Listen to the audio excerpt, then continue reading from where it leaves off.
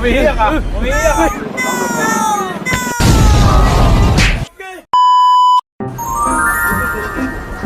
Isang maabalang araw po sa inyong lahat mga Kabiya Heroes.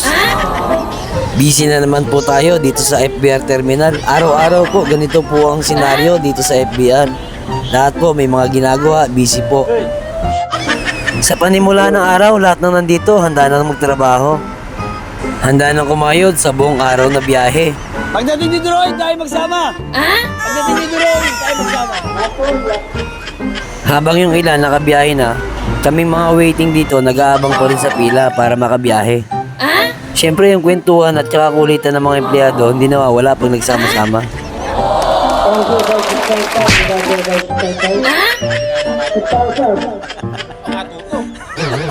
Dito nga pala si Conductor De La Cruz aka Kasakay.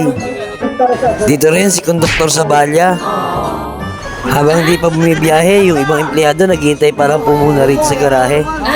Nagkukwentuhan at nagkukulitan. Makinig muna tayo sa usapan ni Conductor Ambegya at Conductor Uribe. May kwento na ito bukas.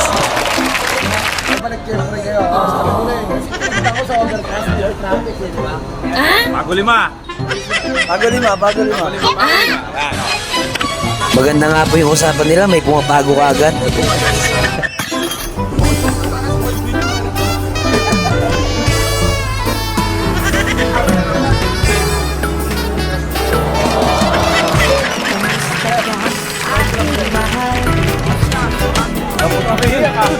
Tingnan nyo si Conductor Picoro, talagang umaking pa sa camera.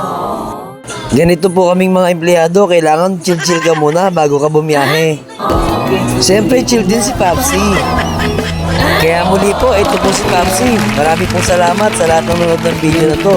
Thank you very much sa mga followers ko, sa lahat po. To God be the glory po tayo.